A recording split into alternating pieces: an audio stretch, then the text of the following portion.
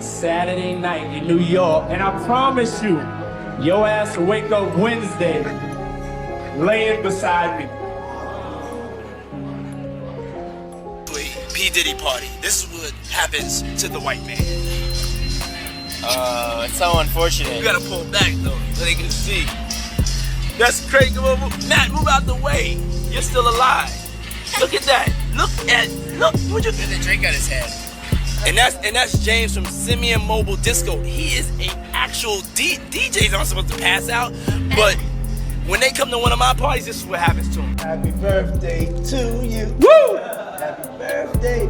It's fabulous. The only that got the name that I want. They ain't get happy birthday to you. Yeah, I love this drink. Where you put my bag I like at? when you like this, Daddy. Where you put my bag? Daddy, I like when you it's right scrambling here, and scraping. No, I got I those like and that. shit. Make a That wish. one. Just blow it out. It's your birthday every day.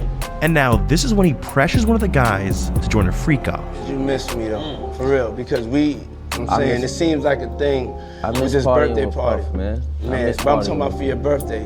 Huh? Why won't you party with me for your birthday, man?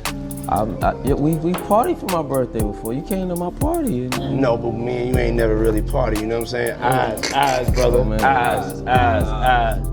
Fab talking to the floor, you fifth.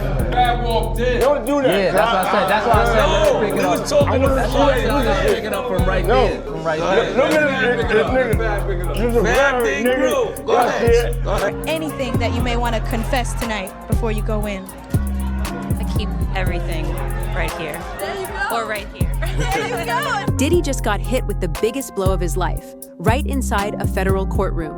He didn't faint. He didn't fake a breakdown. What happened was worse. When prosecutors played the new freak offs footage in front of the jury, Diddy froze. Eyes wide, face pale. He whispered something to his lawyer. Then he begged the judge for a break. He looked like he couldn't breathe. This was the moment it all cracked. The court wasn't expecting it, but it showed the truth. Diddy had been hiding some of the darkest secrets in entertainment history. Now those secrets were on full display, and this was just the beginning. The video wasn't leaked by accident. Homeland Security agents found it during the March 2024 raid. This wasn't some blurry old clip. It was high quality, brutal, and terrifying. Prosecutors said Diddy personally filmed it, forcing victims into twisted situations using drugs, escorts, and blackmail tactics to control them. The judge allowed the footage for the jury only, but just hearing the details shook the room. That's when Diddy panicked. The man who once stood on stage with Biggie and ran Bad Boy Records was now shaking in a courtroom with his entire life falling apart. And this was just the first day of trial. But what was really in the footage? The feds called it organized coercion, multi-day events, women drugged, male escorts brought in, victims recorded. The footage even shows IV drips set up so participants could recover after being pushed past physical limits. This wasn't a wild party. It was abuse, planned, filmed, and used as leverage to keep people quiet. And Diddy didn't just host them. He directed them. He booked the hotels. He brought the cameras. He even allegedly handed out drugs like it was routine. Meth, oxy, coke. Thousands of bottles of baby oil and lube were seized during the raids. Let that sink in. This wasn't random. This was a system. His staff wasn't just staff. Prosecutors say assistants, security, even drivers helped set up the freak-offs. One male worker turned over a video that shows Diddy behind the camera, filming a disturbing session with himself, a male escort, and a woman. The U.S. Attorney's Office has more than 9 tapes. The defense team says it was all consensual. But the videos tell a different story, especially when you find out how they were used. According to court filings, the recordings were used as blackmail. Victims were told to stay quiet or the footage would leak. That's not a party. That's a crime. The tapes became the center of the trial. And once they came out, everything else started to collapse. First, his businesses crumbled. The first to go was Diageo, the liquor giant behind Ciroc and De Leon. Diddy had made $66 million a year from them. But once the Cassie lawsuit hit, they pulled out fast. He sued them, but it backfired. They exposed internal issues and the deal was dead. Next was Revolt TV. Diddy was chairman. Then he stepped down. Then he sold his stake. That move wasn't just business, it was panic. The brand was sinking with him. Then came Sean John. His once iconic clothing brand collapsed. Macy's dropped it. Consumers fled. Diddy had bought it back in 2023 for $7 million. It used to pull in $450 million in retail sales. Gone. His Empower Global platform? 18 brands pulled out, fast. They didn't want to be connected to him for one more second. Then came the music. Peloton removed his songs after old footage of him hitting. Cassie went viral. Streaming numbers dropped 14.9%. Some artists even returned publishing rights from Bad Boy Records, wanting nothing to do with the name anymore.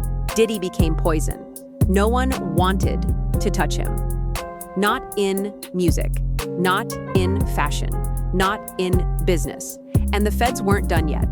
What started as a lawsuit turned into a federal takedown. Cassie's 2023 civil case blew the doors open.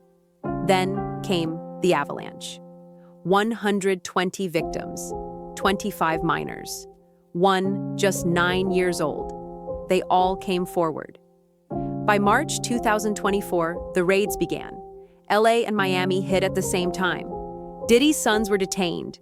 Computers were seized, hard drives filled with video, thousands of freak-off supplies confiscated. In September 2024, the indictment hit.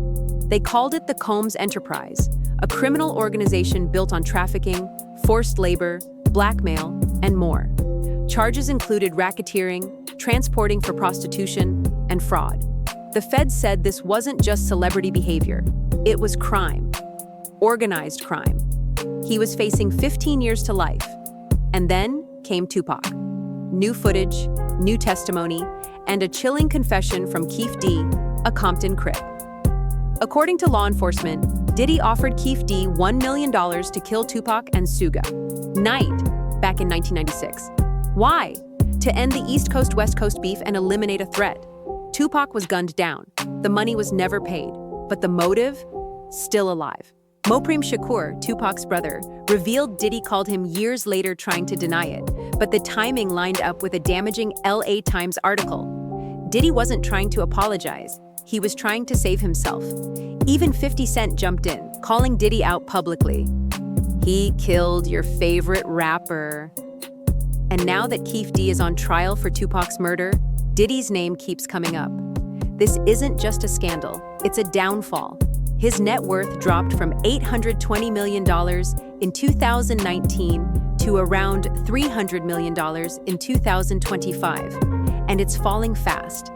Legal fees, business losses, and lawsuits are eating away at everything.